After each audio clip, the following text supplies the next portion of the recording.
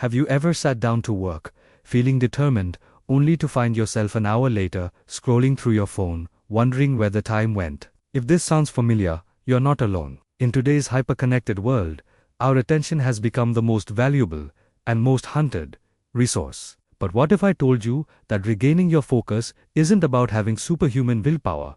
It's about understanding the science of your own brain. Let's dive into how you can reclaim your concentration and become truly productive. First, we need to face a hard truth. Our brains were not built for the modern world. Think about it. For thousands of years, human survival depended on noticing sudden changes in our environment, a rustle in the bushes, a distant call. Our brains evolved to be distractible because that's what kept us alive. Fast forward to today, and that same instinct is being hijacked. Every notification, every ping, every new email is that rustle in the bushes. It triggers a primal part of our brain that screams, "Pay attention to this. It might be important." The problem is, most of it isn't. This constant switching isn't just inefficient, it's exhausting. Scientists call this attention residue.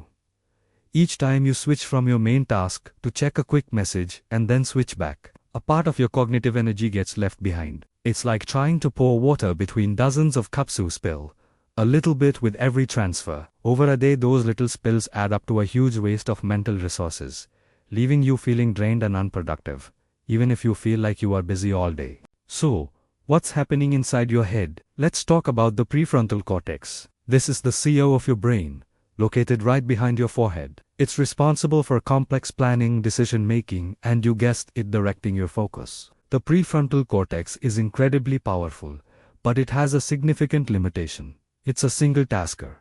It can only truly focus on one cognitively demanding thing at a time. When you believe you're multitasking, what you're actually doing is forcing your brain to switch back and forth at lightning speed.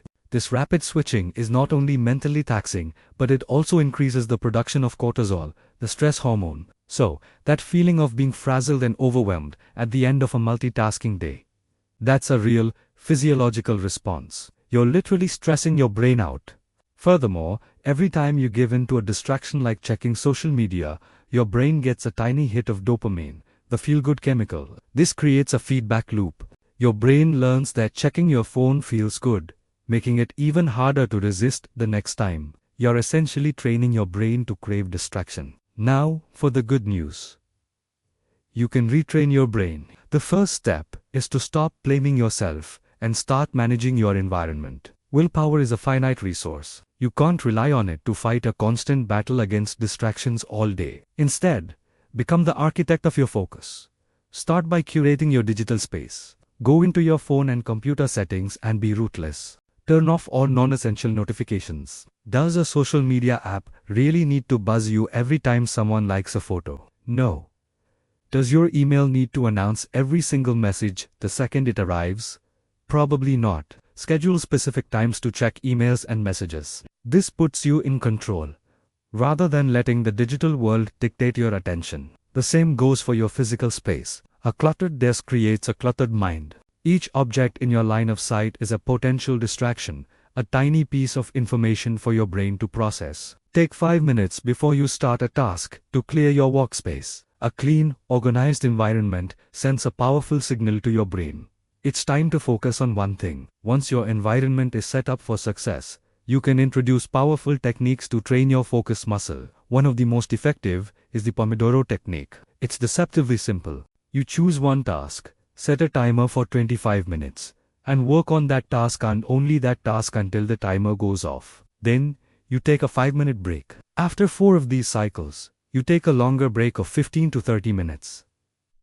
Why does this work so well? It breaks down daunting tasks into manageable chunks, which reduces procrastination. It also gives your brain a clear finish line. Knowing you only have to focus for 25 minutes makes it much easier to resist the urge to get distracted.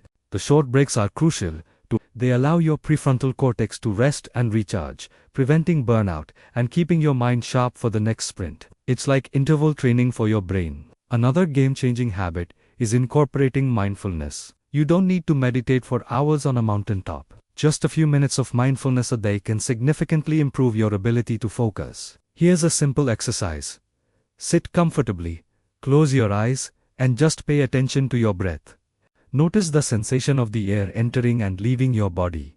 Your mind will wander, that's guaranteed. The goal isn't to have an empty mind. The goal is to notice when your mind has wandered and gently, without judgment, bring your attention back to your breath. Every time you do this, you are strengthening your prefrontal cortex. You are practicing the art of redirecting your attention. This practice translates directly into your work. When you're in the middle of a task and feel the urge to check your phone, you'll be better equipped to notice that urge and consciously choose to return to your work, just as you return to your breath. Let's also talk about the power of a digital detox. Our brains have become accustomed to a constant stream of information and rewards. Taking a deliberate break from screens can help reset this reward system. This doesn't have to be a week-long retreat in the woods. Start small. Try having one screen-free evening per week. Or designate the first hour of your day as a no-phone zone. Use this time to read, journal, exercise, or simply enjoy a quiet cup of coffee. You'll be surprised at how this period of boredom can spark creativity and bring a sense of calm and clarity to your mind. It allows your brain to process information in the background and make connections it couldn't make when it was constantly being bombarded with new stimuli. You're giving your mind space to breathe. Finally, remember that focus is a skill, not an innate talent. Just like building physical strength in a gym, you build mental focus through consistent practice. It's about making small, intentional choices every day. Before you begin any work session, take a moment to set a clear intention. Ask yourself, what is the single most important thing I need to accomplish right now? Write it down on a sticky note and place it in front of you. This simple act primes your brain and gives it a clear target. When distractions inevitably arise, that note serves as an anchor, pulling your attention back to what truly matters. And be compassionate with yourself. Some days will be more focused than others. The key is not to strive for perfection, but for progress. Celebrate the small wins, that 25 minutes of uninterrupted work, the decision to put your phone in another room, the moment you noticed a distraction and gently return to your task. In the end, learning to focus is one of the most powerful investments you can make in yourself. It's not about working harder. It's about working smarter. It's about protecting your most valuable asset, your attentions, so you can direct it toward the things that bring you meaning, success, and fulfillment. By understanding the science behind how your brain works and implementing these practical strategies, you can move from being constantly distracted and overwhelmed to being calm, clear, and in control. You can cut through the noise and unlock the incredible power of a focused mind.